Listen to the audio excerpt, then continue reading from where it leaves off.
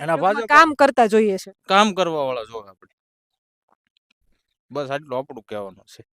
છે. અને ગૌચરનો એક મુદ્દો છે ને, હમ, ગામો ગાયમ છે, હમ, હમ, અને કોઈ જગ્યાએ એવું નહીં ગૌચર દબાણેલું નથી.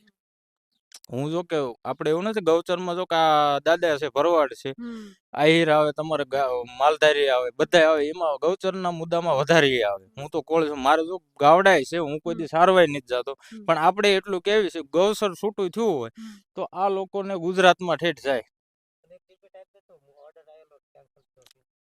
બરોબર, અહીંથી ઠેઠ જવાનું ગુજરાતમાં હાંકીને જાય, 4 મહિના 3 મહિના. અને મારે ખુદ હું આમાં 3 વર્ષથી લડત કરું છું. મારો ઓર્ડર આવી ગયેલો છે, તલાટી છે ખુદ, અમારા તલાટી મને એમ કીધું કે પૈસા હોતા 26,000 રૂપિયા ભરીએ, 6 મહિના થયા, જે માપણી કરવાની થાય ગૌચર મુદ્દે. ગૌચર મુદ્દે. નકર અહીંયા પૈસા હોતા જંત્રીના જે ભરવાના હોય આપણે એ તો ભરી દીધા, પૈસા હોતા ભર્યા 36,500 ભર્યા, એ જે મોટા બદલામાં માપણી નથી થઈ. કે સરપંચ એમ કહે છે કે માપણી પેલા કરી દો ને મને ખૂંટા મારી દો કે આટલું ગૌચર એટલે હું ખુલ્લું કરાવું. અને ઓલા માપણી આવડા ભાજપ વાળા માપણી કરાવવા નથી દેતા. સરપંચ નું સાચું છે.